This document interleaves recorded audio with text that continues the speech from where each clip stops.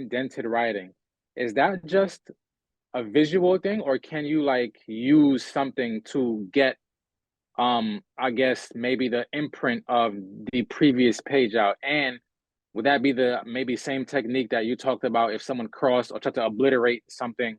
Would that be the same technique? So you have the spiral notebook, you get the impressions of what you wrote on the page above. So Hmm. when they're very clear like that, we can really use just, we can either just visually see it with our eyes, or Hmm. we can use side lighting to see it more clearly, and we'll just take photographs of it. But sometimes those indentations, if they're pages down or lighter, are invisible to their eyes. So they're latent indentations, like latent Mm, fingerprints. And right. that's when we use our ESDA, which is the electrostatic detection apparatus. And the way that works is we will take the page that we want to test for indentations, humidify the document, and then we will put it on the top of the ESDA, and that has a vacuum plate, and it'll suck the page down.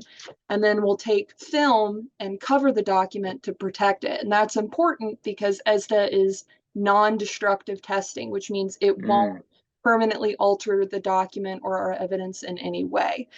right. So we'll put the film over there, and then we use the corona, which is what he's pointing out right now. And this is a wand that electrostatically charges the film and the document.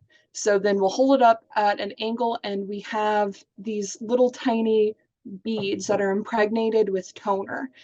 Okay. And that's our cascade developer. So we'll shake that. He's got that right here, and he'll open that so you can see kind of what that looks like. Ooh, one of our first, examples. This is great. I'm So ready when you are. you can see those are all super, super tiny. So what that does is we shake it over the document after it's been electrostatically charged, and that toner will sink into the indentations if they're there, and Okay. make it to where we can clearly see the indentations if they're present. So then we'll just take a piece of fixing film and put that on top of the film with the Cascade developer. Uh, Mm, and then that laminates it. Yes, and that basically laminates it. So what we can do is take the film with the fixing film on it off, take our document down. It's nice and safe, hasn't been changed in any way. But then we can take our film that's captured those indentations and use it either as like a clear sheet that we can put on a lighting to see if it matches up with any sources, or we can just use it to have a nice clear picture of what our indentations are. I think I have one up there if you want to grab it. This is kind of what the results look like. So you oh, can okay. just barely see, With the this one's fingerprints. not Yeah, I super can see clear. that You perfectly. can see the fingerprints, but there's also handwriting there. It's super light there. You can kind of see it says Oh, so Kelsey. Kelsey on it. Yeah, Got you, so got this you. is, that's an example of like what indentations that were picked up would look like. But what's interesting about the ESDA is you saw the fingerprints on there. When the Right. ESDA was created by the company Foster and Freeman, it was originally created to pick up latent fingerprints, but they Mm, discovered that it was also fantastic at picking up latent indentation. So they ended up developing it further to be used by document examiners.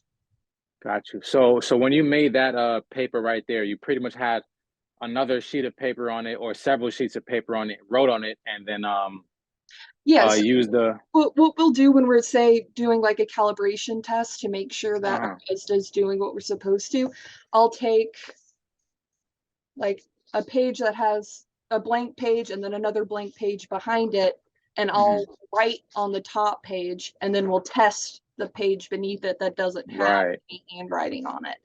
And we'll do Got you. things like calibration test, the alphabet, the numbers 0 through 9, and the signature in different sections of the document to make sure that the ESDA is picking up everything that we are expecting it to pick up. A lot of times with the writing on top, you'll get a very clear impression on the first two-ish pages, and then the deeper you go, those indentations are going to be lighter and lighter.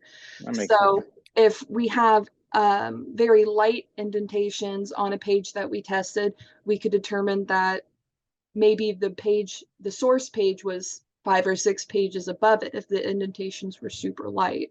So it's a really interesting test to see, and it's one that I love performing. What can be really difficult though is when you do have, like, let's say you have a pad of paper, and so you're getting indentations on one of the sheets of multiple pages, and they intersect with one another. So sometimes it can be very difficult to differentiate. Oh, like handwriting over handwriting? Right, exactly. Gotcha, Exactly. So gotcha. sometimes that can be a real interference in trying to determine the specific writing for the source page that you're looking for. How would you sort that out? I guess, would you keep going down until one fades away and then you still had like one left? mean, basically, to some degree, you can gauge the impressions based on their consistency in density.